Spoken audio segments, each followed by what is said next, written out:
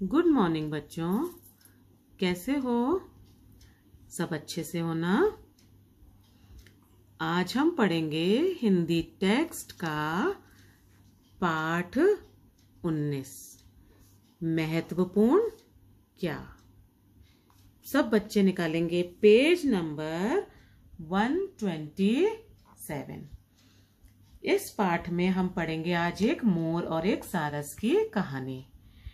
और इस पाठ के माध्यम से हम सीखेंगे कि एक तो हमें कभी भी घमंड नहीं करना चाहिए और स्वयं की तारीफ नहीं करनी चाहिए। दूसरों को नीचा दिखाकर हमें कभी भी दूसरों को नीचा नहीं दिखाना चाहिए और अपने ऊपर बहुत ज्यादा घमंड नहीं करना चाहिए। आज इस कहानी के माध्यम से हम यही सीखेंगे। हम पढ़ना स्टार्ट करते हैं बेटा। एक मोर था, वह ज्यादातर तालाब के किनारे ही रहता था। वह हर समय अपनी सुंदरता का बखान करता रहता था। हम यहाँ किसके बारे में पढ़ रहे हैं? मोर के बारे में। और जो मोर था वो ज्यादातर अधिकतर समय तालाब, जहाँ पे पानी होता है ना तालाब के अंदर, उसके किनारे रहता था और हर समय अपनी सुंदरता कि मैं बहुत सुंदर हूं अपनी तारीफ करता था, अपने गुण गाता रहता था। तालाब के पानी में अपनी परछाई देखकर बहुत खुश होता और कहता, जरा मेरे पंख तो देखो कितने रंग बिरंगे हैं। वो पानी में जब परछाई होती है ना, अपनी खुद की परछाई, अपना खुद का शैडो हमको पानी में दिखता है। तो वो मोर भी अपनी परछाई देख देख कर बड़ा खुश होता और क्या कहता था, मेरे पंख तो देखो कितने रंग बिरंगे हैं।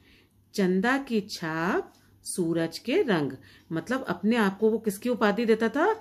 चंदा की छाप और सूरज के रंग जैसी उपाधि देता था।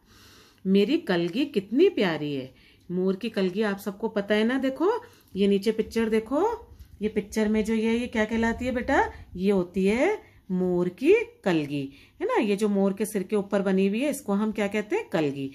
तो वो अपनी कलगी की भी तारीफ करता था और क्या कहता था? मेरी कलगी कैसी लगती है? मानो राजा का मुकुट। मैं दुनिया के सभी पक्षियों में सबसे सुंदर हूँ। उसी तालाब में एक सारस भी रहता था। मोर रोज उसे देखकर मुंह बनाता और अपमान करते हुए बोलता, तुम तो बिल्कुल रंगहीन हो। रंगों के बारे में तुम क्या जानो। तो वो उस तालाब में कौन रहता था? एक सारस भी रहता था। मोर रोज उसे देखकर मुंह बनाता और अपमान करता, रोज उसको नीचा दिखाता था मोर। और क्या कहता था? तुम तो बहुत रंगहीन हो। रंगों के बारे में तुम क्या जानो, क्योंकि सारस का रंग सफेद होता है और मोर रंग बिरंगा होता है। तुम्हारे पंख एकदम फीके हैं। तुम तो धुले कपड़े जैसे लगते हो, है ना। तो मोर क्या बोला कि तुम्हारे पंख तो एकदम फीके हैं, तुम तो धुले कपड़े जैसे दिखते हो। तो ये एक तरीके से मोर जो था वो सारस को नीचा दिखा रहा था, है ना। सब बच्चे अपना पेज पलटेंगे, पेज नंबर 128। सारस रोज मोर की बातें सुनता परंतु कुछ नहीं कहता। एक दिन जब मोर ने सारस को देखकर मुंह बनाया, तभी अचानक सारस बोल पड़ा, मेरे दोस्त। अब एक दिन क्या हुआ कि मोर ने सारस को जब देखा तो मुंह बनाया। मुंह बनाया मतलब उसने जो अपने फेस के एक्सप्रेशन दे वो अच्छे नहीं दिए। तभी अचानक सारस बोल पड़ा, मेरे दोस्त, तुम्हारे पंख सचमुच बहुत सुंदर हैं, इसमें कोई संदेह नहीं है, पर सुंदरता ही सब कुछ नहीं होती। उसने क्या बोला मोर को कि तुम्हारे पंख बहुत सुंदर हैं, पर सुंदरता सब कुछ नहीं होती। बात तो उपयोगिता की है। उपयोगिता की है मतलब वैल्यू, मतलब बात, मतलब सुंदरता तो है, सब कुछ ठीक है, लेकिन कुछ उपयोगिता भी तो होनी चाहिए ना। तुम अपने पंखों से ऊंची उड़ान नहीं भर सकते।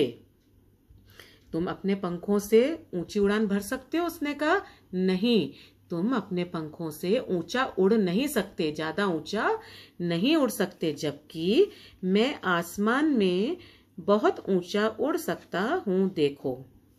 कहकर सारस ऊपर की ओर चला गया।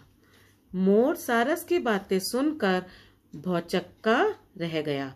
भौचक्का रह गया मतलब आश्चर्यचकित रह गया, क्योंकि उसने बोला ठीक है, तुम्हारे पंख भी सुंदर है, तुम भी सुंदर हो, लेकिन इनकी क्या उपयोगिता है? तुम ऊंचे उड़ सकते हो? नहीं ना, लेकिन मैं आसमान में बहुत ऊंचा उड़ सकता हूँ। यह सुनकर उसको आश्चर्य हुआ और धरती पर खड़ा टुकुर टुकुर, टुकुर टुकुर का मतलब लगातार उसको देखता रहा, है ना।